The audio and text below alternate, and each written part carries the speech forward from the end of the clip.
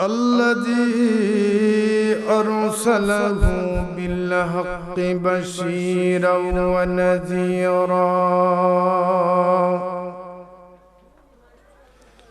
وداعيا إلى الله وبإذنه وسراجا منيرا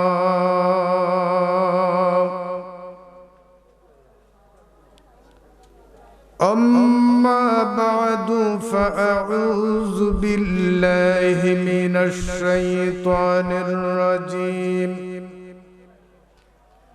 بسم الله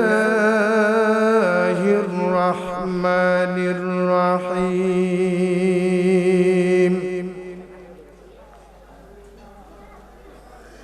هل أتى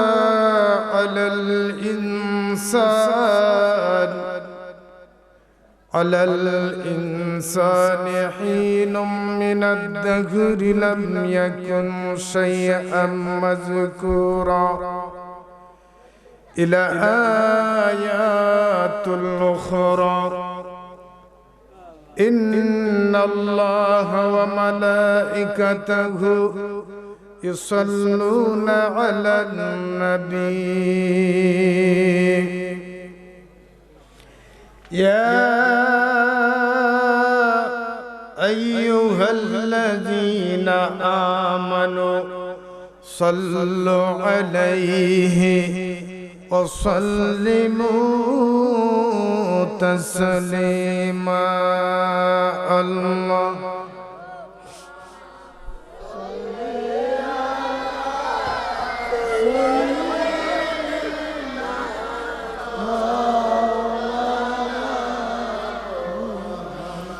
وعلى علي سيدنا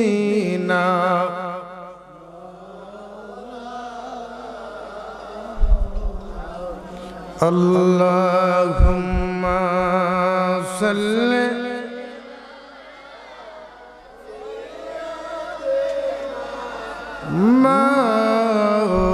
مولانا وعلى علي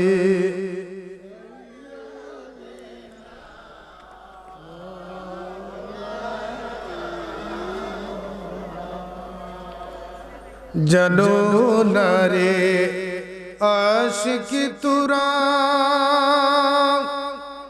নবীজিকে মন আপনা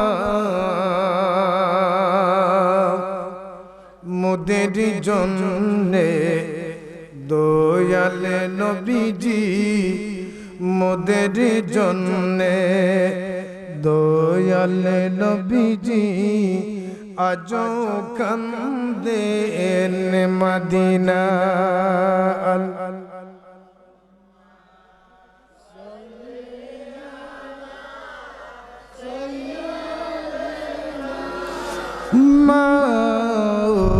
مولانا وعلى علي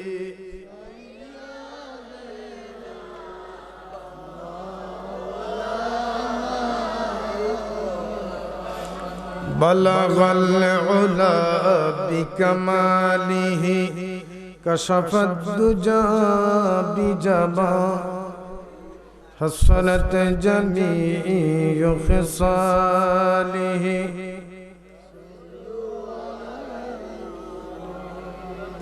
সকলে জবান ছেড়ে আমার সাথে পড়ুন বালাগাল উলা বিকামা কাশফাদ দুজা বিজামালিহি حصلت جميع خصال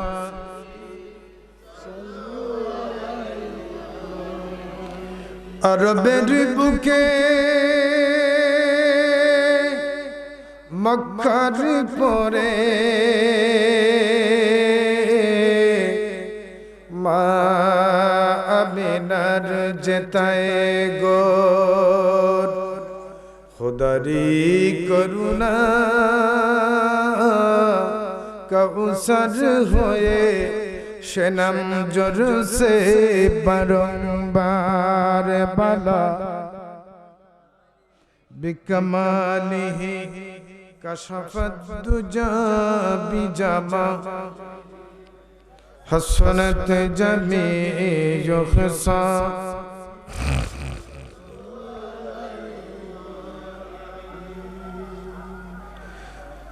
मोहम्मद मुस्तफा तुम ही हबीबे पाक दाअर हो शफीए असिया है मुश्किल कुशाए रुज़ महशर हो बलागल कशफत दुजा बिजामा हसनत जमीउ खिसालिही ला इलाहा ओ ला इलाहा ओ ला इलाहा ओ ला इलाहा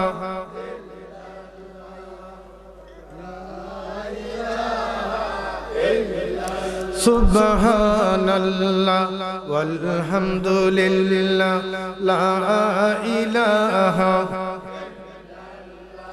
ओ ला इलाहा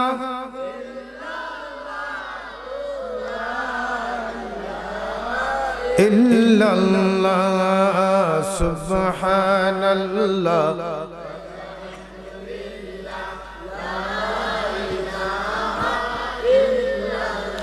अल्लाह सारा मबूद নাই আমার নবী বিনে উপায় নাই আল্লাহ সারা মাবুদ নাই আমার নবী বিনে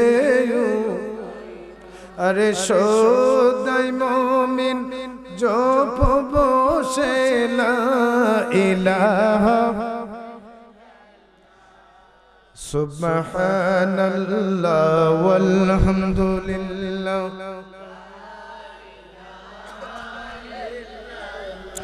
ও লা ইলাহা লা ইলাহা সুবহানাল্লাহ ওয়ালহামদুলিল্লাহ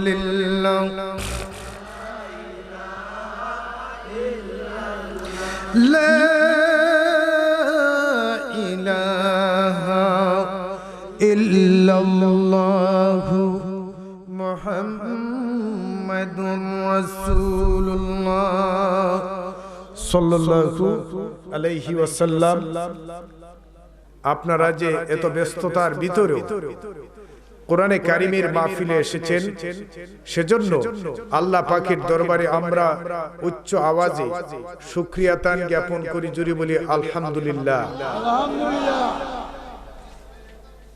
আমরা সর্বপ্রথম শুকর কার আদায় করব? মহান আল্লাহ পাকের, যিনি আমাদেরকে সৃষ্টি করেছেন, যিনি আমাদেরকে জীবন দিয়েছেন, ঠিক কিনা? যিনি আমাদেরকে হায়াত দিয়েছেন, যিনি আমাদের হায়াতের মালিক, যিনি আমাদের রিজিকের মালিক, যিনি আমাদের সম্পদের মালিক, যিনি আমাদের মান সম্মান গোটা জীবনের মালিক, যিনি তিনি হচ্ছেন কে? জুড়ে বলেন। ওই মহান আল্লাহর প্রশংসা করব না তে কার প্রশংসা করব? যিনি ইচ্ছে করলে এক সেকেন্ডের ভিতরে আপনার আমার জীবন নিতে পারে, ঠিক কিনা বাবা? ঠিক কিনা? পারেন কি পারেন না? ওই মহান আল্লাহর দরবারে আবারও জুড়ে আওয়াজ করে বলুন আল্লাহু আকবার। সমস্ত প্রশংসা কার? যিনি আমাদেরকে সৃষ্টি করেছেন, যিনি আমাদেরকে সকালবেলা থেকে রাত্রি 10টার ভিতর পর্যন্ত আমরা যতটুকু আল্লাহর গুণগান করি, এর ভিতরে আল্লাহ পাক আপনার আমার রিজিক দিয়ে থাকেন কিনা নাই? শুধু মানুষের রিজিক দেন না, পাখিরা দেখছেন না গাছে বসে, পাখিদের কেউ কি লন্ডন আমেরিকা আছে? কেউ আছে? একটা পাখির তো ব্যাংক ব্যালেন্স নাই, একটা পাখির তো আপনার কোনো ব্যবসা বাণিজ্য নাই। পাখিটি খালি পেটে বাসার থেকে সকালে মাঠে ময়দানে চলে যায়, আবার বড়া পেট নিয়ে সে আবার বাসায় চলে আসে। কে খাওয়ায়? আল্লাহ পাক বলছেন একদম পিপিলিকার থেকে ধরে 18,000 মাখলুকাতের ভিতরে যতটা চলমান জীব আছে, আমি আল্লাহ প্রত্যেকের আহার দিয়ে থাকি। কে দেন? সাগরের ভিতরে বড় বড় তিমি মাছ আছে, এই তিমি মাছগুলার আহার কে দেন? আমরা তো অনেক সময় নাজেহাল হয়ে পড়ি যে আহারে রিজিক তো মনে হয় এবার পাবো না, বন্যায় সমস্ত জমি নিয়ে গেছে। কার ভান্ডারে আমাদের রিজিক? জুড়ে বলেন। আল্লাহর ভান্ডারে আমাদের রিজিক। এজন্য আল্লাহর প্রশংসা করতে হবে। বলুন আলহামদুলিল্লাহ। আল্লাহ পাক সবচেয়ে বেশি খুশি হন বান্দার ওই কথায় যারা নাকি বলে আলহামদুলিল্লাহ। বান্দার এই কথায় আল্লাহ পাক বেশি খুশি হন। আপনার কুমড়া গাছে 2টা কুমড়া ধরেছে, তখন আপনি ওই কুমড়াগুলি দেখে বলতেন আলহামদুলিল্লাহ। আর যদি বলেন যে গত বছর ধরেছিল 7টা, এবার ধরছে 2টা, আল্লাহর কি শুকরিয়া আদায় হইল? আমাদের বাংলাদেশের মাটি বড় উর্বর, বাংলাদেশের মাটি বড় উর্বর। আঙ্গুল কুদে যদি আপনার লাউ বীজ রোপণ করেন, দেখবেন বড় বড় লাউ ধরে কিনা নাই? লাউ খাওয়ার পরে বান্দা কি বলে? স্বাদের লাউ বানাইলে মুরে। বুঝেন তো গান? বান্দা একটিবার মহান আল্লাহর প্রশংসা করে নাই, আল্লাহকে বলে নাই আল্লাহ গো এটার মধ্যে তো হাল চাষ করতে হয় নাই, শুধুমাত্র আঙ্গুল কুদে আমি লাউ বীজটা বপন করলাম, আর ওই লাউ বীজ থেকে তুমি বিরাট বিরাট লাউ দিয়ে দিলা। আল্লাহ তোমার দরবারে শুকরিয়া জানাই। বান্দা বলে কি? বান্দা বলে স্বাদের লাউ বানাইলো মুরে বৈরাগী। লাউয়ের আগেও খাইছে, ডুগও খাইছে, লাউ দি বানাইছে ডুগডুগি। এই কথাটা কি সঠিক হবে? কি বলতে হবে? আলহামদুলিল্লাহ। ছেলে যদি হয়, বিবির ঘরে যদি ছেলে হয়, বিবিকে ধন্যবাদ জানায়, আল্লাহকে ধন্যবাদ জানায়। আর যদি বিবির ঘরে মেয়ে হয়, কি বলে? কি বুঝে? মুখটা 3-4 বাঁকা ধরে কিনা নাই? ওই পশ্চিম বন্দিদি দৌড়ে, পশ্চিমের বন্দিদি দৌড়ে। জিজ্ঞেস করলেন যে চাচা এমনি জান কেন? মাথায় না, মাথা ঠিক না। কি হয়েছে? মেয়ে হয়েছে। আমার বাবারা শুনুন, হযরত মুসা আলাইহিস সালাম আল্লাহকে জিজ্ঞেস করলেন, আল্লাহ গো আপনি যদি বেশি খুশি হন তাহলে আপনি কি করেন? আমার আল্লাহ বললেন, ওগো মুসা নবী, আমি আল্লাহ যদি বেশি খুশি হই তাহলে আমি আল্লাহ জমিনের মধ্যে বৃষ্টি নাজিল করি। অনেকে বৃষ্টি দেখলে মুখটা বাঁকা করে যে আল্লাহর কি খান্ড জ্ঞান নাই, আমার জমি তো পানির নিচে যাইতেছে। এটা কেমন কথা? এই কথাটা কি সঠিক? আমার ভাইরা, মুসা নবী আল্লাহকে বললেন, আল্লাহ গো ও মাবুদ, তুমি যদি খুশি হও তাহলে তুমি কি করো? আল্লাহ বললেন, মুসা নবী গো আমি আল্লাহ যদি বেশি খুশি হই আমি তো কোন জমিনের মধ্যে বৃষ্টি নাজিল করি। কি দেন? বৃষ্টি। এরপরে আর খুশি হলে, ও মুসা নবী আরো যদি বেশি খুশি হই আমি আল্লাহ, তাহলে আমি কাহারো ঘরে মেয়ে সন্তান জন্ম দে। কি সন্তান?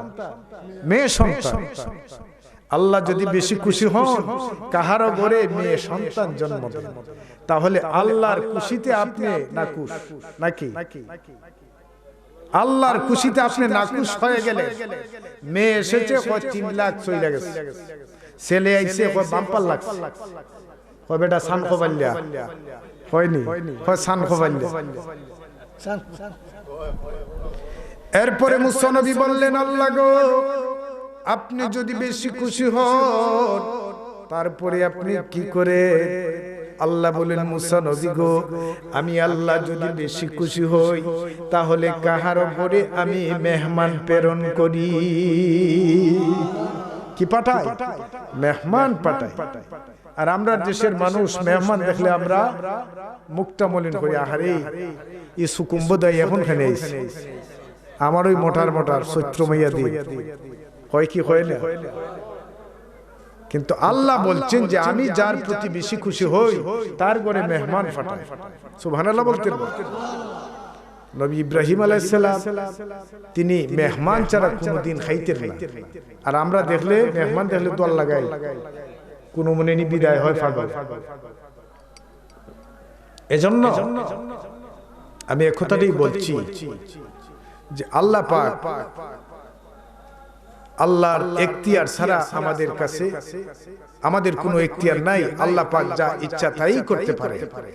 আল্লাহ যদি বলেন কুন হু যাও তখনই হয়ে যায়, আল্লাহ যদি বলেন কুন হু যাও তখনই হয়ে যায়, আল্লাহ যদি বলেন ফায়াকুন ধ্বংস হয়ে যায়। ঠিক কিনা? এই যে ভারতের আমাদের মোদী সরকার তান যা করতেছে আপনারা দেখতেছেন না, শুনতেছেন না? আমি আমার ভাষায় বলি, দি সেকেন্ড গ্রেট গ্যাল্ট ওয়ার্ল্ড ওয়ারে, দ্বিতীয় মহাবিশ্বযুদ্ধের পর থেকে এ পর্যন্ত যতটি মানুষ মানুষকে হত্যা করেছে, আমরা জানি বনের হিংস্র প্রাণী মানুষের শত্রু, আমরা জানি বনের বাঘ মানুষের শত্রু, আমরা জানি সাগরের কুমির মানুষের শত্রু, কিন্তু আজ দেখা যাচ্ছে মুসলমানদেরকে পাখির মতো তারা পিটাইতেছে এবং পাখির মতো গুলি করে মারতেছে। ঠিক কিনা? আমরা তাদের বাচ্চাদেরকে কুলে নিয়ে চুমু দেই। সেই দিন আমি ফেসবুক দেখে আমার চোখ দিয়ে অজস্র ধারায় পানি চলে আসছে। বেশি হয়তো আপনার 15 থেকে 12 মাসের একটি বাচ্চাকে কুলে নিয়ে তারা তার মাথার উপর চাকু ধরেছে, চাকু দিয়ে এইভাবে টান দিয়েছে। তখনই আমি চোখ মুজে গেলাম, আহারে আমরা তাদের বাচ্চাদেরকে নিয়ে কুলে নিয়ে গালে মুখে চুম্বন দেই, আর আমাদের মুসলমান বাচ্চাদেরকে তারা তাদের কুলে নিয়ে মাথায় ছুরি ধরে। এটাই কি বিচার? আল্লাহ পাকের গজব আসবে। চীন দেখেন না কেমন অবস্থা হয়েছে? আমি দেখলাম চীনের মানুষেরা যারা নাকি মুসলমান, যারা জুম্মার নামাজ পড়তেছে তাদের সাথে আইয়া তারাও জুম্মার নামাজ পড়তেছে। এই খ্রিস্টানগুলি জুম্মার নামাজ পড়তেছে। অসংখ্য খ্রিস্টানদেরকে তাদেরকে কালিমা পড়ানো হচ্ছে। কেন? খোদার গজব বুঝো না বেটা? কদিন বাঁচবা? বাঁচবা কয়দিন? এই প্রাণের মালিক কে? জীবনের মালিক কে? আমার আল্লাহ। এজন্য বেটাগিরি করবেন না। এই সামান্য একটা সিম নিয়ে, সিম বুঝেন তো, মোবাইলের ভিতর থেকে যদি সিম আউট হয়ে যায় বাঁচবা কয়দিন? মোবাইল কি চলে? কথাবার্তা আসবে? ঠিক নিজের দেহটার ভিতরে একটা সিম আছে, সিম। এই প্রাণ পাখি যদি চলে যায় কদিন বাঁচবা? নমরুদ, ফেরাউন, ওরা নবীদের সাথে কি করেছিল? ফেরাউন মুসা আলাইহিস সালামকে ব্যারিকেড দিল। মুসা নবী যখন লোহিত সাগর পাড়ি দিয়ে সেপারে যাইতেছেন, আল্লাহ মুসা নবীর জন্য 12টি রাস্তা বানাইলেন। কয়টি রাস্তা? 12টা রাস্তা আল্লাহ পাক হাইওয়ে, একদম প্লেন করা রাস্তা মুসা নবী ফারাইতেছেন। তখন ফেরাউন বলল যে হামান ধরো মুসাকে। তারা বলল দৌড়ো। সাগরের মধ্য জায়গায় শুধুমাত্র ফেরাউন ঢুকলো, আল্লাহ পাক মুসা নবীকে সেই পারে তুলে নিয়েছেন। সাগরের মধ্য জায়গায় যখন ফেরাউন চলে গেছে, পানি চলছে কার হুকুমে? হুকুম কার? ইনিল হুকমু ইল্লা লিল্লাহ। আল্লাহর হুকুম ছাড়া পৃথিবীতে আর কাহার হুকুম চলে না। পানিকে হুকুম দিলেন আমার আল্লাহ, সঙ্গে সঙ্গে দেখা যাচ্ছে সাগরের পানি দুদিক থেকে একত্রিত হয়ে গেছে। সুবহানাল্লাহ। আমার বন্ধুগণ, নবী মুসা আলাইহিস সালাম তিনার দলবল নিয়ে লোহিত সাগরের পারে চলে গেলেন, আর ফেরাউন তার দলবল নিয়ে লোহিত সাগরের পানির নিচে ভেসে গেছে। কার হুকুমে? আল্লাহর হুকুমে। বেটাগিরি করতে হবে, বাহাদুরি কার সাথে? লোহিত সাগরের সমস্ত পানিগুলি যখন একত্রিত হয়ে গেছে, ফেরাউন তখন হাবুডুবু খাইতেছে। ফেরাউন দেখলো আর বাঁচবে না, সব জাতিরে আল্লাহ পাক ফুটকা মাছের মতো বাসিয়ে তুলেছেন। ফেরাউনের গলা পর্যন্ত পানি আসলো। ফেরাউন কত বড় চালাক দেখেন, বলে আমানতু বানি ইসরাঈল, আমানতু বানি ইসরাঈল, ও আল্লাহ আমি বনি ইসরাইলের আল্লাহর উপর ঈমান আনলাম। আল্লাহ বলছেন, বেটা চালাক মানুষ, তুই এখন মরবার ফতো বলস যে আমার উপর তুই ঈমান আনছিস। আর নয়, 10 মিনিট আগে আমার নবী হযরত মূসা আলাইহিস সালামের সাথে কেমন বেয়াদবি করছস বেটা, তুই আর বাঁচতে পারবে না। সাথে সাথে সেও মরে গেছে। তখন আল্লাহ পাক একটা নজির হিসাবে রাখছেন। আল্লাহ সাগরের যত কুমির আছে, যত প্রাণী আছে, জলজ প্রাণী যা আছে, সমস্তকে আল্লাহ পাক অর্ডার করে দিলেন যে এই কুমিরেরা এই সাগরের পানি ফেরাউনের একটা ফসম নষ্ট করবা না। কার হুকুম? হুকুম কার? আল্লাহ পাক হুকুম দিয়েছেন যে এই ফেরাউনের একটা পশম ধরবা না, তার গায়ের চামড়া ফসবে না। কেন? মিশরের পিরামিডে বেটারে আজকে রাখা হয়েছে, আপনারা দেখছেন না মোবাইল, তার দাঁত আছে, চুল আছে। মিশরের পিরামিডে ফেরাউনকে রাখা হয়েছে। আল্লাহ পাক তাকে একটা নিদর্শন হিসাবে রাখছেন। এই পৃথিবীর বেঈমানেরা, এই কাফেরেরা, এই নাফরমানেরা, এই যারা নাকি নবী বিরুদ্ধে কথাবার্তা বলছো, তোমরা একটু ফেরাউনকে দেখে শিক্ষা গ্রহণ করো। আমি আল্লাহ পাক তাকে কি অবস্থায় রেখেছি, কেমন করে আল্লাহ পাক শিক্ষা দিয়েছেন ফেরাউন। আল্লাহ পাক বলছেন, যারা নাকি মহা সত্যকে অস্বীকার করবে তাদের শাস্তিটা আমি আল্লাহ পাক এইভাবে দিয়ে দিই। তো কাজেই আমি আমার আকল মন ইশারাকে বস, আকল যাদের আছে তাদেরকে ধাক্কা দেওয়া লাগে না। সাবধান হয়ে যান, সাবধান হয়ে যান, মুসলমানদের সাথে হাত বাড়াবেন না। আমরা কাহারো সন্তানকে জবাই করি না, ঠিক কিনা? আমরা আমাদের দেশে যারা হিন্দু আছে তাদের সাথে আমাদের বিয়ে শাদীতে অনুষ্ঠান হয়, আমরা তাদের বিয়ে শাদীতে যাই কি যাই না? তাদের কাহারো যদি বাপ মারা যায় আমরা তাদের কাছে যাই। আমাদের মধ্যে সাম্প্রদায়িক কোনো দ্বন্দ্ব নাই। কেননা আল্লাহ বলেছেন লা ইকরাহা ফিদ্দীন, দ্বীনের ব্যাপারে কোনো জবরদস্তি নাই। দিনের ব্যাপারে কোনো জবরদস্তি আছে? বলেন তো দেখি, আপনাদের ঋষি গ্রামের যত মুসলমান আছে, যদি সমস্ত হিন্দুরে ধরেন, কলিমা মনে হয় যে একজনে 10টা পড়বে কিনা? নাই, 10 বার পড়বে। কিন্তু আমরা তো কেউ উপর কোনো আঘাত করি নাই। আমাদের ইসলাম এটা শিখায় না? শিখাইছে? ইসলামে মারামারি শিখাইছে, সন্ত্রাসী শিখাইছে। তাহলে আপনারা কেমনে মারেন আমাদের এই বাচ্চাদের? একটু দরদ লাগে না? আপনাদেরও তো বাচ্চা আছে, আপনাদের বাচ্চা আছে, আপনাদের বাচ্চা আছে, আপনাদের বিবি বাচ্চা আছে। অনেক বিবিরা স্বামী হারা হয়ে গেছে, অনেক স্বামীরা বিবি হারা হয়ে গেছে, অনেক মারা সন্তান হারা হয়ে গেছে, অনেক শিশুরা এতিম হয়ে ঘুরতেছে। মুসলমানদের নজরে পড়ে না। এজন্য আল্লাহ বলছেন ইজা জা নাসরুল্লাহি ওয়াল ফাত ওয়ারাইতান নাস ইয়াদখুলুনা ফি দীনিল্লাহি আফওয়াজা। নবী গো, আপনি অপেক্ষা করুন, এমন একটা সময় আসবে দেখবা ইসলামের ছায়াতলে মানুষ দলে দলে দলে দলে ঢুকছে। সুবহানাল্লাহ বলতেন।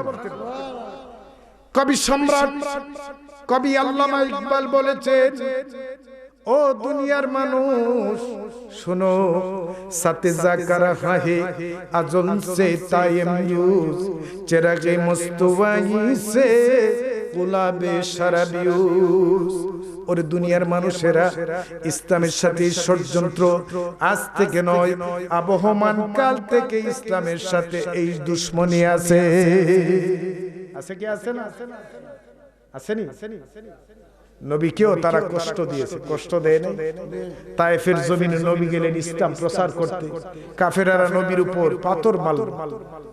পাথরের আঘাতে আমার নবীর শরীর মোবারক থেকে রক্ত মোবারক গুলি জমিনে টপ টপ করে পড়েছে। নবীজির পালক পুত্র যায়েদ ইবনে হারেসা রক্তগুলি জমিন থেকে তুলে তুলে তিনি নবীজির গায়ে মোছন করতে লাগলেন। নবী বললেন, ওরে যায়েদ শোনো, যে রক্তগুলি আমি নবীর শরীর মোবারক থেকে জমিনে পড়ে গেছে রে, ওই রক্ত তো আর দেহে ঢুকবে না, পতিত রক্ত তো ঢুকবে না। জুতা মুবারকের মধ্যে টান দিলেন, দেখলেন নবীজির জুতা মুবারকটা পায়ের তালার সাথে ছট লেগে গেছে। নবীজি বললেন, যায়েদ রে, তুমি এইভাবে জুতাটা টানিও না, তুমি যায়েদ যদি জুতার মধ্যে টান দাও তাহলে আমি নবীর মগজ পর্যন্ত দুঃখ পাই। নবীজি যখন এই অবস্থা দেখলেন, হযরতে যায়েদ কাঁদতে কাঁদতে বেহুশ হইয়া তায়েফের মাঠে মাঠে ঘুরতেছে। আমার নবী বললেন, যায়েদ রে সাবধান, ওই তায়েফের জমিনে যে রক্তর ফুটাগুলা পড়েছে, ওই রক্তর ফুটাগুলারে তুমি মুছিয়া লও।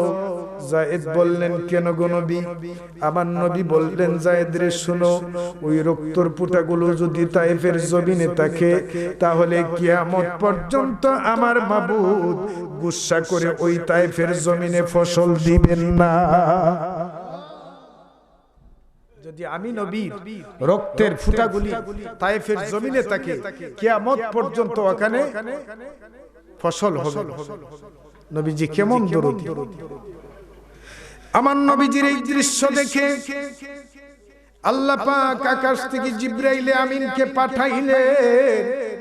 জিবরাইল যাও, আমার নবীর কাছে যাও। নবীজির কাছে জিবরাইল এসে বললেন, ইয়া রাসূলুল্লাহ, নবীজি গো, আপনি যদি অর্ডার দেন তাহলে উহুদ পাহাড়টা আমি আমার ডানাতে বড় করে হালকা এনে ছেড়ে দেই। নবীজি বললেন জিবরাইল, না না না না, তুমি যদি উহুদ পাহাড়টা তায়েফের জমিনে ছেড়ে দেও তাহলে তো সমস্ত তায়েফবাসী ধ্বংস হয়ে যাবে। জিবরাইলের কয়শত পাকা ছিল? 600। আপনারা তো ভালোই জানেন। জিবরিল আমিন বললেন যে আপনি যদি অর্ডার দেন তাহলে তায়েফের জমিনে আমি উহুদ পাহাড়টা ঢেলে দেই। নবী, আপনি যদি অর্ডার দেন। নবী বললেন, ওরে জিবরাইল শোনো, আমি নবী যদি অর্ডার দেই তুমি এই কাজ করতে পারবা, কিন্তু সাবধান জানিয়ে রাখো, তায়েফের মানুষ তো বুঝে নাই, না বুঝিয়া এই কাজ করেছে রে। যাও রে যাও জিবরাইল, আমি নবী তাদের জন্য দোয়া করলাম, আল্লাহুম্মা ইয়াহদি কওমি। কি বললেন? আল্লাহুম্মা ইয়াহদি কওমি, মাবুদ গো, তুমি আমার কওমরে তুমি হেদায়েত করে দাও। আমরা ভারতের মোদির জন্য হেদায়েতের দোয়া করি, ঠিক কি না? মারো, তোমাদের হাতে রাইফেল আছে, বন্দুক আছে, বিমান আছে, মারতে পারো সবাই। অসহায় মুসলমানদেরকে মারো। তবে জানিয়ে রাখিও, কবি নজরুল বলেছেন, মজলুম যদি পেলে আঁখি জল, সুবহানাল্লাহ বলে, মজলুম যদি পেলে একই জল খুদারি আরশ করে টলমল। সুবহানাল্লাহ বলেন। মজলুম যদি পেলে একই জল খুদারি আরশ করে টলমল। পাবে না রে পাবে না খুদারে মানুষেরই মনে দিয়ে আঘাত। মানুষের মনে আঘাত দিয়ে আল্লাহকে পাওয়া যাবে? শক্তি বাহাদুরি বাবারা বেশি দিন থাকবে না, স্বাস্থ্যের বাহাদুরি থাকবে না, টাকার বাহাদুরি থাকবে না, বংশ গৌরব থাকে না, নিমিষে শেষ হয়ে যায়। ঠিক কিনা? কি বলেন? আপনাদের ঘুম পাচ্ছেন নাকি? ঘুমাইবেন না? আমি চলে যাইব। তাই তো কবি একথাই বলেছেন, মজলুমের চোখের পানি আল্লাহ পাক সইতে পারেন না। মজলুম যদি চোখের পানি ছাড়ে আমার আল্লাহর আরশ পর্যন্ত কাঁপা শুরু হয়ে যায়। মজলুম বুঝেন? যে নাকি জালিমের নির্যাতনে নির্যাতিত, যেমন ভারতের মুসলমান, ভারতের মুসলমান। তারপরে আরেকটা কথা বলে যায়, আমরা হযরত আলীর গোষ্ঠী, বলেন না? আমরা খালেদ সাইফুল্লাহর গোষ্ঠী, আমরা হযরত উমরের গোষ্ঠী, আমরা খালেদ সাইফুল্লাহর গোষ্ঠী, আমরা শহীদ তিতুমীরের গোষ্ঠী, আমরা শাহজালালের উত্তরসূরি। ঠিক কিনা? আমাদের কোনো ভয় নাই, ভয় নাই। আমরা ভয় করি না, আমরা ভয় করি ফিতনা ফাসাদ। ইসলাম ফিতনা ফাসাদ পছন্দ করে না। আল ফিতনাতু আশাদ্দু মিনাল কাতল। ফিতনা এমন একটা জিনিস কতল করার চেয়েও নিকৃষ্ট। এজন্য আমরা একথাই বলি, আমরা দোয়া করি তোমাদেরকে আল্লাহ পাক হেদায়েত করে। এছাড়া তো আমাদের আর কিছু নাই। তবে একটা কথা, অতীতে অনেক সাহাবীরা জীবন দিয়েছেন, দেন কি দেন নাই? আমরা জীবনও দিতে পারি। আমাদের জীবন যা অসুবিধা নাই, সৎ পথে জীবন একটা নয়।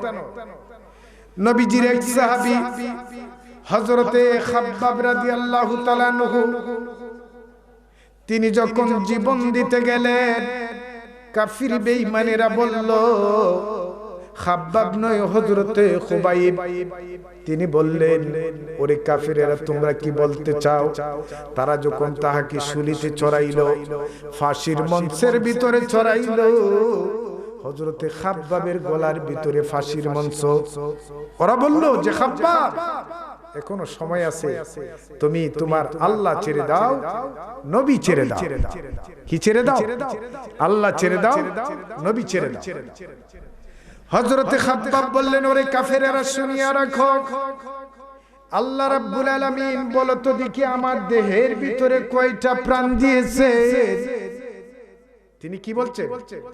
ও কাফেরেরা বলো, আল্লাহ রাব্বুল আলামিন আমি খাব্বাবের খুবাইবের দেহের ভিতরে কয়টা প্রাণ দিয়েছেন? তখন তারা বলল একটা। তিনি বললেন, একটা নয়, আল্লাহ যদি আমাকে 100 প্রাণ দিতেন, আমি খুবাইব রাদিয়াল্লাহু তাআলা আনহু আমার 100 প্রাণ আমার আল্লাহর রাস্তায় বিলীন করতাম। কয় শত প্রাণ?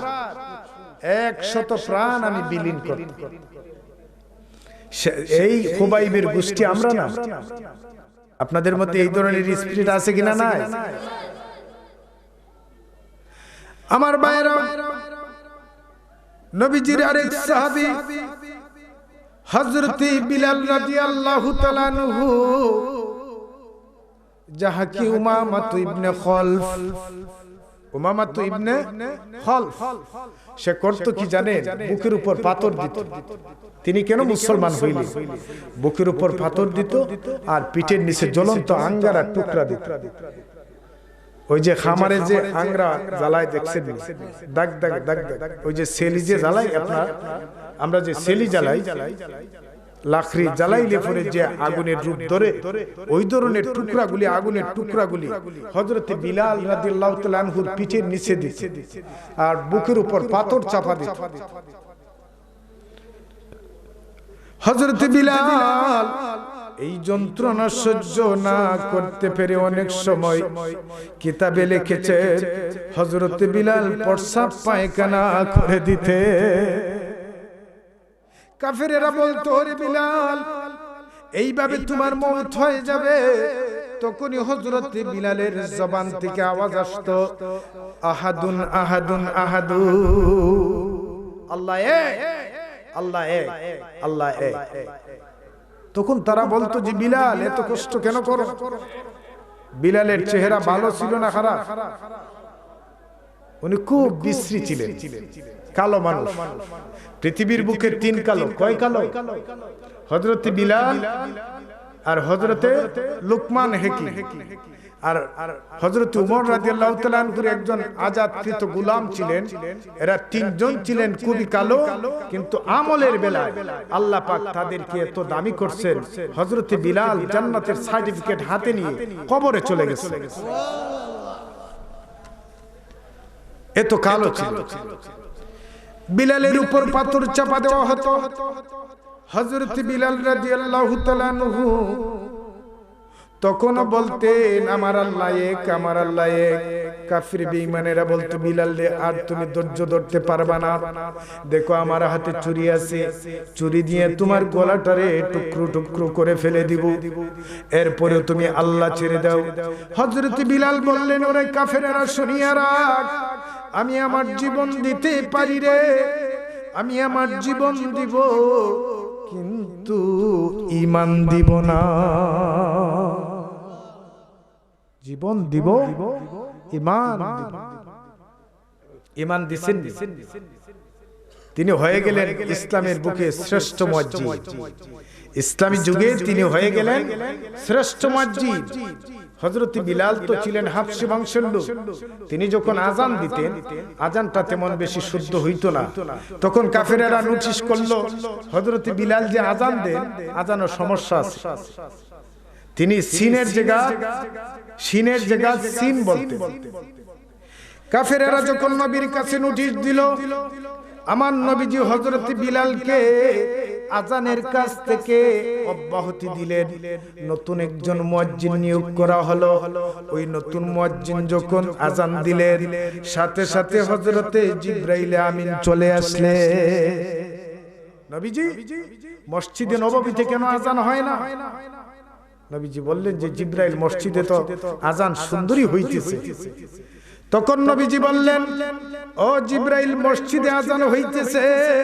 জিবরিল বলেন, নবীজি গো, না না না না, মসজিদে নববীতে যদি আজান হয়, ওই আজানটা দুনিয়ার বুকে ছড়াই গো নবী। কিন্তু হযরত বিলাল যদি আজান দিতেন, ওই আজানের ধ্বনি দুনিয়ায় ছড়াইতো না, আল্লাহর আরশ মুআল্লা পর্যন্ত ছড়াইতো। তিনি সেই বিলাল, তিনি সেই বিলাল। হযরতে খাব্বাব তিনি একবার হযরতে উমরের কাছে গেলেন। যাওয়ার পরে দেখলেন হযরতে উমরের, তিনাকে প্রশ্ন করলেন যে, ও খাব্বাব, তুমি কেন এত চিকন, মানে স্বাস্থ্যকর? আমরা অনেককে হঠাৎ করে দেখলে বলি কি বলি না যে, ভাই তুমি এত হালকা হয়েছো কেন, এত স্বাস্থ্য কমছে কেন?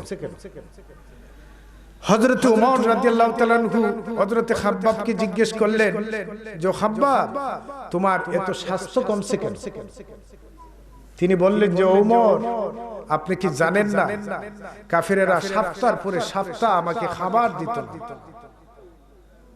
আমি যখন ইসলাম কবুল করেছিলাম, ইসলাম কবুল করার কারণে কাফেরেরা আমাকে সপ্তাহের পরে সপ্তাহ উপবাস রেখেছে, আমাকে খানি খাবার দেয়, এজন্য আমার স্বাস্থ্য কমে গেছে। এরপরে বললেন যে, খাব্বাব, তোমার পিঠের নিচে গর্ত কিসের? তখন তিনি বললেন যে, ওগো উমর, আমি যখন ইসলাম কবুল করেছিলাম, কাফির বেঈমানেরা আমি খাব্বাবের বুকের উপর পাথর চাপা দিয়া, আমার পিঠের নিচে জ্বলন্ত আঙ্গারার টুকরা দিয়া আমাকে এইভাবে রেখেছে। এই যে হাত আমার ওই জ্বলন্ত আঙ্গারার টুকরাটা জ্বলতে জ্বলতে আমার চামড়া জ্বলে জ্বলে, মাংস জ্বলে জ্বলে আমার হাড্ডি পর্যন্ত বেজে গেছে।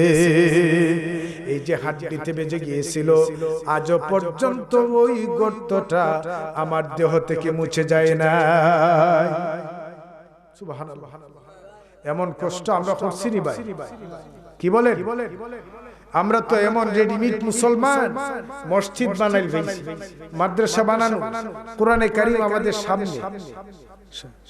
এজন্য আমি বলি বানাইল মিষ্টি খাইতে বড় স্বাদ, খাটা চামচ দিয়ে দিলে সাইরোটা খাইয়া খাইয়া আবার কিছু সুফিয়া যে আরগলানি দে আসেনি, যে আরগটানি দে, বড় টেস্ট লাগছে রে আদি গোপালের মিষ্টি, কয় কি কয় না? কিন্তু বানানো মিষ্টি বড় খাওয়া স্বাদ। ইসলাম যারা প্রতিষ্ঠিত করেছেন, ইসলামের জন্য যারা জীবন দিয়েছেন, তাদের কাছে একটু যোগাযোগ করেন যে কেমনে আপনারা ইসলাম কায়েম করেন। আমার বাবারা, নবীজির সাহাবী হযরতে খুবাইব রাদিয়াল্লাহু, হযরতে খাব্বাবের কাছে যখন এই প্রশ্নগুলা করা হলো, হযরতে খাব্বাব বললেন, ওগো ওমর, ওরা যখন আমার বুকের উপর পাথর চাপা দিত, পাথর চাপা দিয়া তারা আমার পিঠের নিচে জ্বলন্ত আঙ্গারার টুকরা রেখেছে, তারপরেও আমি আমার আল্লাহ এবং নবী বলি না, আল্লাহ এবং নবী বলি নাই। আমার ভাইরা, আমরা কি আল্লাহ ভুলে যাব? একটা তাকবীর দেন তো। নারে নারে তাকবীর, নারে রিসালাত, আহলে সুন্নাত ওয়াল জামাত, আহলে সুন্নাত ওয়াল জামাত। আলহামদুলিল্লাহ, আপনাদের চেতনা থাকতে হবে। যদি আপনারা ঘুমান তাহলে আমি ওয়াজ এখানেই শেষ করে ঘুমাইতেন না। আসুন, আমি কিন্তু আপনাদেরই সন্তান। ওই জায়গায় আমার এক চাচা বসা আছেন, আমি আপনাদের কাছে অনেক আগে এই জমিনে থেকে গেছি, বলবো ইতিহাস। আমি আপনাদেরই সন্তান, আমি আপনাদেরই ছেলের মতো। আমার বাবারা হযরতে খাব্বাবের পিঠের নিচে তারা জ্বলন্ত আগুনের টুকরা গুলি দিয়া বুকের উপর একটা পাথর রাখতো আর বলতো, খাব্বাব রে, তুমি যদি ইসলাম না ছাড়ো তোমাকে এইভাবে মরতে হবে। খাব্বাব বললেন, ওরে কাফেরেরা, আমি মরতে বাধ্য, কিন্তু আমি আমার নবীর নাম এবং আল্লাহর নাম ছাড়ব না। ছাড়ছেনি? এত চিমরুলাল, এত কষ্ট কাফেরেরা দিয়েছে, কিন্তু তিনি ইসলাম থেকে একটা চুল পরিমাণ সরেন নাই। সরছেন নাকি? হযরতে খাব্বাবকে যখন বললেন যে এই পিঠের নিচে এই গর্ত কিসের, তখন তিনি বললেন, তারা জ্বলন্ত আগুনের টুকরা জ্বালিয়ে পিঠের নিচে আমাকে দিয়েছে। এরপরে বলেছেন যে, ওগো উমর, আপনি তো দেখলেন আমার স্বাস্থ্য কমে গেছে, আমার পিঠের নিচে গর্ত হয়েছে, আপনি কি আমার জবানটা দেখেছেন? তিনি বললেন, না। তাহলে জবানটা কি দেখবেন? বললেন, দেখান। আমার ভাইরা, হযরতে খাব্বাব রাদিয়াল্লাহু তাআলা আনহু তিনি তার জবানটা দেখাইলেন। জবানটা দেখানোর পরে বললেন, ও নবীর সাহাবী উমর, দেখেন গো আমার জবানের মধ্যে কতগুলো আঘাত। সুবহানাল্লাহ বলেন।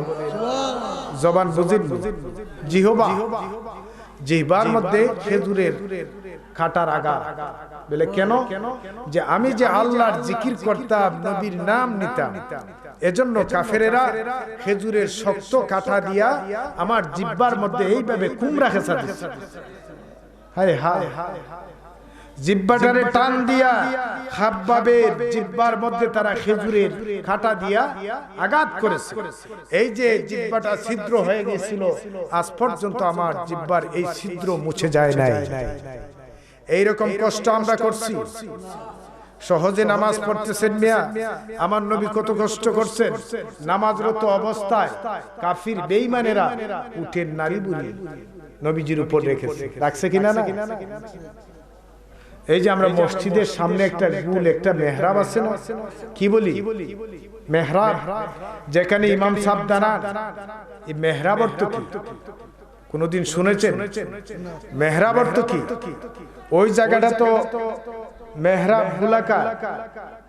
এই মেহরাবটা হলো হারবুন থেকে এসেছে, যুদ্ধের মালামাল রাখার জন্য রাসূলুল্লাহ ওই একটা জায়গা বানাইছিলেন, ওখানে যুদ্ধের মালামাল রাখা হইত, এজন্য বলা হয় মেহরাব। আসুন আমি আমার আজকের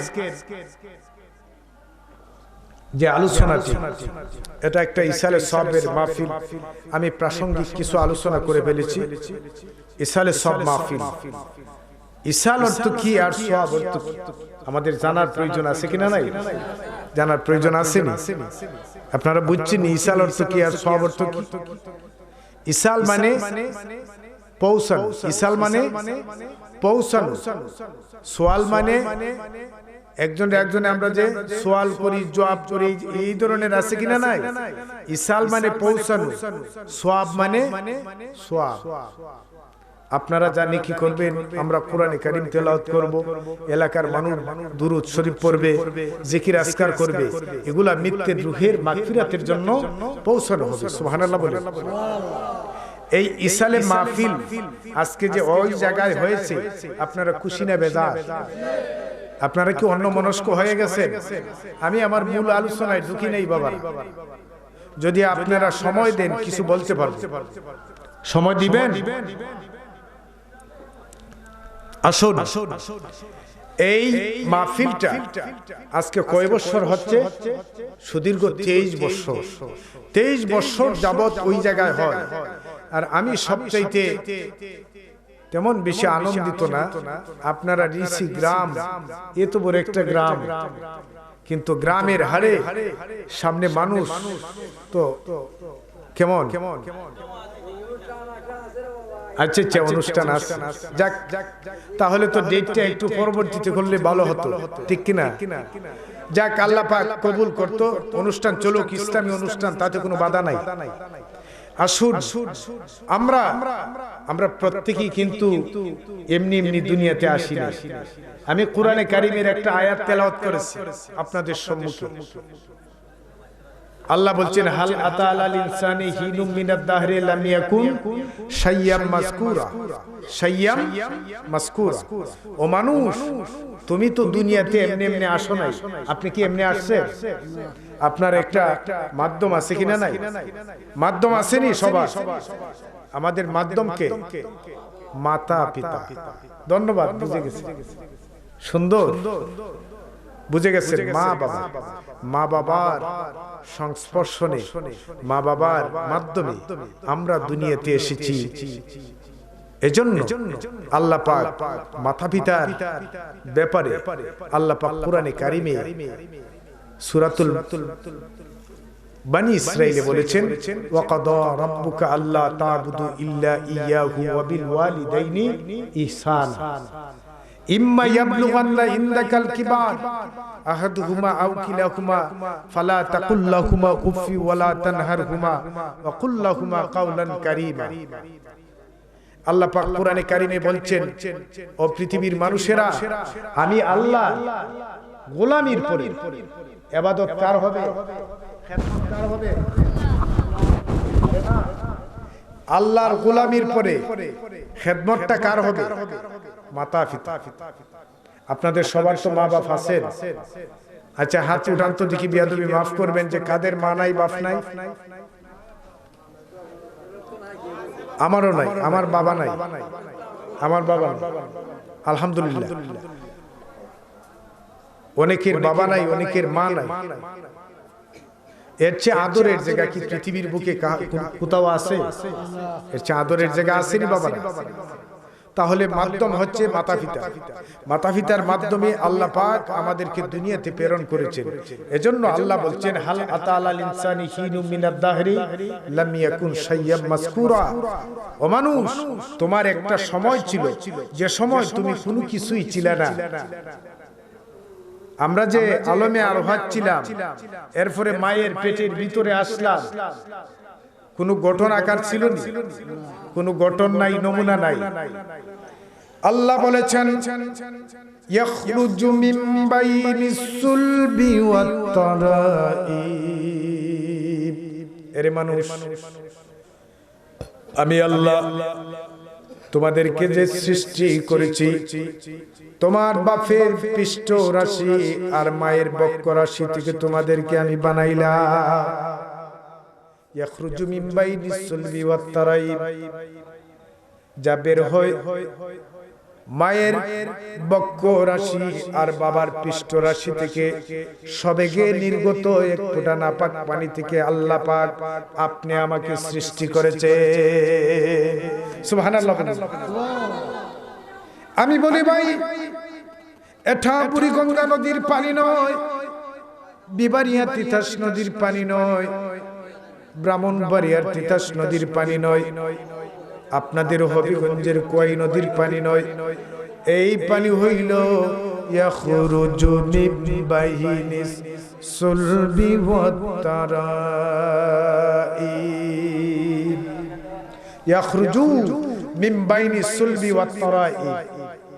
ওয়াজের মজা এখন পাইবেন না, একটু লাস্টে পাবেন ইনশাআল্লাহ। বলেন না ইনশাআল্লাহ। আপনারা কি কোরআন হাদিস শুনবেন না গজল গান শুনবেন? কি শুনতে স্যার? আলহামদুলিল্লাহ।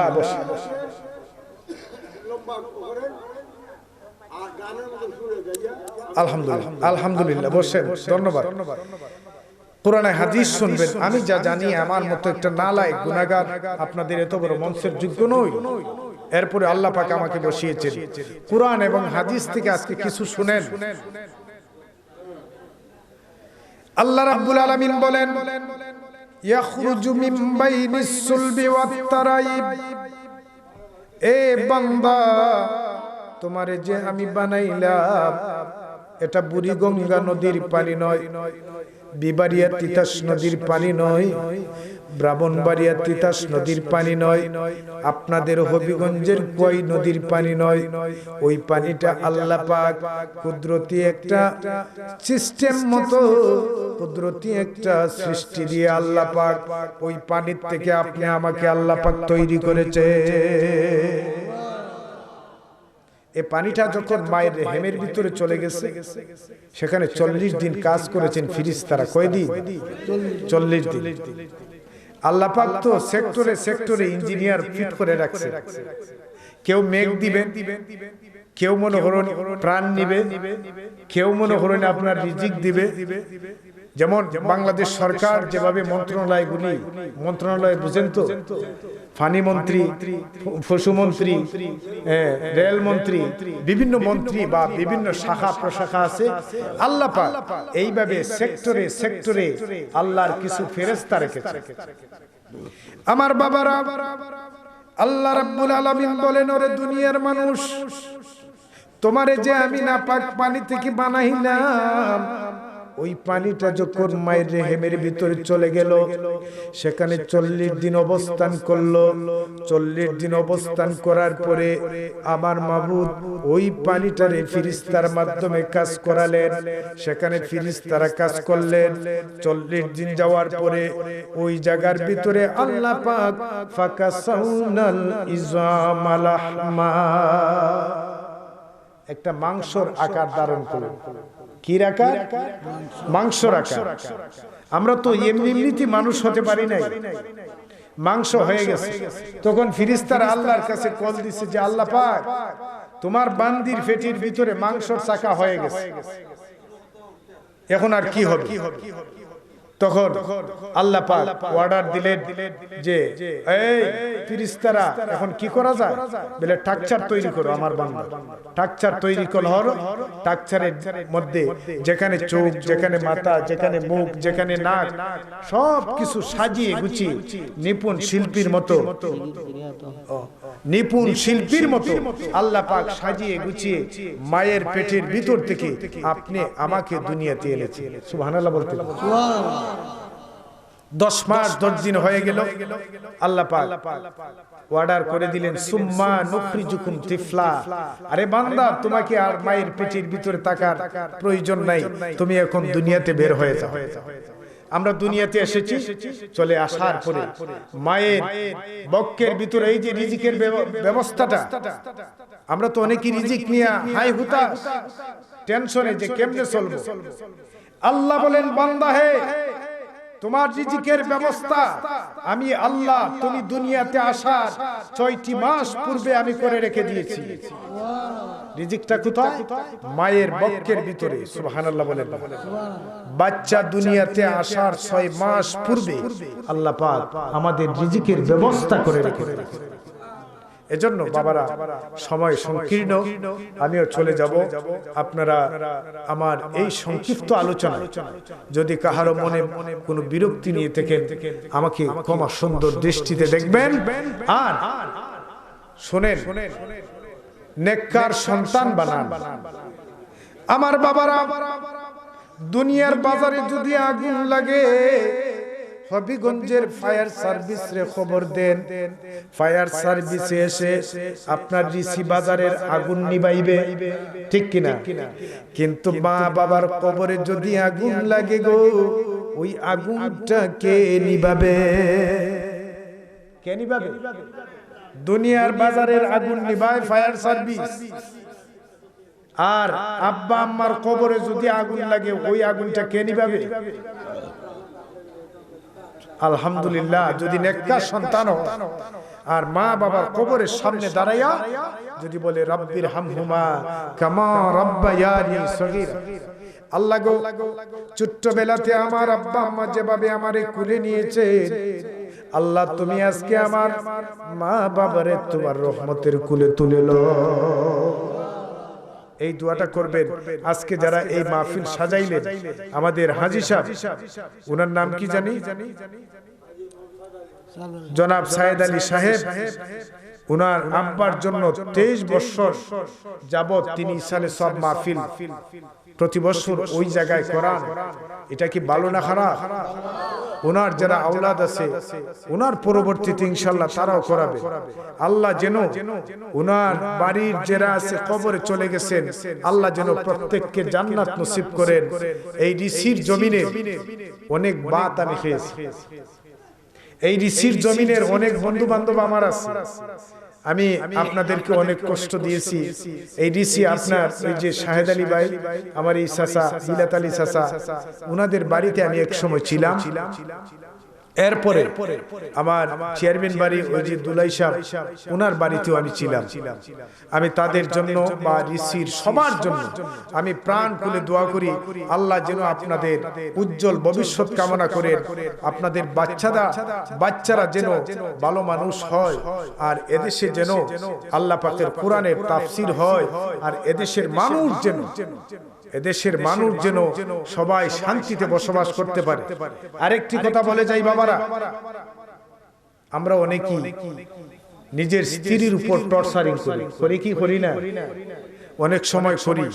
হযরত উমর বলেছেন যে, ও স্বামী, তুমি যত বড় বাহাদুর হও, বাহাদুরি করবা তুমি রাজপথে, আর তোমার ঘরের ভিতরে ফ্যামিলির ভিতরে ঢুকলে পরে শিশু বাচ্চার মতো চলবা। সুবহানাল্লাহ বলেন। আর আমরা তো উলার গোসা নাল্লা খেত সব আইয়া নেরার আগুন বেরাত বাপ ধরিলে আইয়া গরো বেটিরে মারে। এই যে এখন মোবাইল বার হইছে একটা, এই যে মোবাইলের কারণে অনেক সংসার ভাঙতেছে। রং নাম্বারে নাম্বার ঢুকে না, দেখুন মোবাইল হাতে থাকলে অনেক সময় এই মেয়ে কোথাতে বলছেন কুল না, আরে ভাই খারে স্যার জমি চাইতেছো মুখরে, কুলনার লোকের সাথে তো আমার কোনো সম্পর্ক নাই। রং নাম্বারে ঢুকছে না, ঠুর জায়গা 3 বললে খারবার শেষ। এইভাবে অনেক বিবিরে আইয়া রং নাম্বারে 2টা হয় তুই বিদায় শেষ। না না অযথা তার উপরে টর্চারি।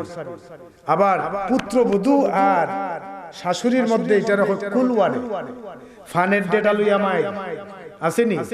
ফানের ডেটা যদি লম্বা হইয়া দেয় তাহলে হয় তোর বাপের গুতে কোনোদিন ফান খাইছিলেন, ফানের ডেটা লইয়া মাইরে আছে।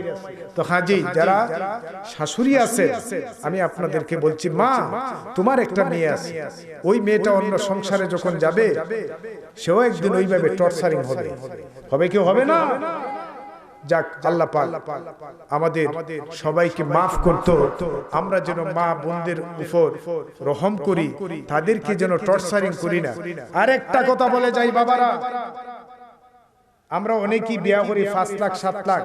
আমি আবার আমার ইউনিয়নের একজন হাজি মানুষ, অনেকে আমরা বিয়া করি 5 লাখ 7 লাখ কাবিন দেই কি দেই না? তখন এই কাবিনকে আমরা পরিশোধ করিনি, তাহলে কাবিন পরিশোধ করতেন না?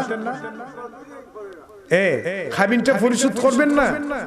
আল্লাহ পাক কোরআনে কারিমে বলছেন ফাতুহুন্না উজুরাহুন্না ফারিদা, মোহরানা দেওয়া ফরজ, বিবির মোহর দিতে হবে। যদি কোনো পুরুষ মোহর না দিয়া সে কবরে চলে যায়, যতদিন পর্যন্ত বিবির সাথে মুলাকাত করছে ওই খাসটা তার কিয়ামতের মাঠে, হাসরের মাঠে আল্লাহ পাক জিনার খাতায় তুলে দিবে। সুবহানাল্লাহ কইতেন না? সাবধান, আমরা যাওই যতই মোহর দিছি, যদি 25,000 টাকা মোহর দিয়ে থাকি 15,000 দিয়ে মাফ নেন, যদি মাফ আপনার স্ত্রী ইচ্ছাকৃত দিয়ে দেয় তাহলে আল্লাহ রাব্বুল আলামিন বলছেন, ও স্বামী যদি তোমার বিবি মাফ দিয়ে দেয় তাহলে ওয়াকুলু হানিয়াম মারিয়া, তুমি মধুর মতো খাও, মধুর মতো খাইতে পারো যদি তোমার বিবি স্বইচ্ছায় মাফ দেয়। আর জোর জুলুম কইরা টর্চারিং কইরা মাফ নিলে হবে না। তো কাজেই সময়ের সংকীর্ণতায় আমি সেদিকে যাইনি। আমি আমার মা বোনদেরকে বলছি যে মা বোনরা আপনাদেরকে অনুরোধ করে বলে যাই যে সংসারে ঢুকছেন, এই সংসারটা আপনার, যে স্বামীর কাছে চলে আসছেন এই স্বামীটা আপনার। আপনার সংসারে কোন সময় অশান্তির আগুন সৃষ্টি করবেন না, না সৃষ্টি করবেন? অশান্তির আগুন সৃষ্টি করবেন না। আর স্বামীরা যারা আছে বিবিদের উপর টর্চারিং করবা না ভাই। অনেক বিবিদেরকে মাইরা ফিটটা হসপিটাল ফাটায়নি, হাই রে হাই মাই মাই রে আর মাই। যাক আল্লাহ পাক আমাদের সবাইকে ওয়াজ বুঝিলিছেন কি হইব। আল্লাহ পাক আমাদের সবাইকে রহম করত, আমরা যাতে আমাদের ছোট্ট বাচ্চা যারা আছে তাদেরকে মহব্বত করবেন, স্নেহ করবেন, ভালোবাসবেন, মুরব্বীদেরকে সম্মান করবেন, মুরব্বীদেরকে সম্মান করবেন, এলাকার মুরব্বীদেরকে সম্মান করবেন। মুরব্বীদেরকে যারা সম্মান করে না তারা যেন তাদের পিতাকেও সম্মান করতে জানেন। তো কাজেই আল্লাহ পাক আমাদের সবাইকে তৌফিক দিত, আমরা যেন মুরব্বীদেরকে সম্মান করতে পারি, বড়দেরকে শ্রদ্ধা করতে পারি এবং সমবয়সী যারা আছে বন্ধু সুলভ আচরণ যাতে করতে পারি। সুশিক্ষায় শিক্ষিত হবে, কোরআনের ইলম আমাদের মধ্যে থাকতে হবে।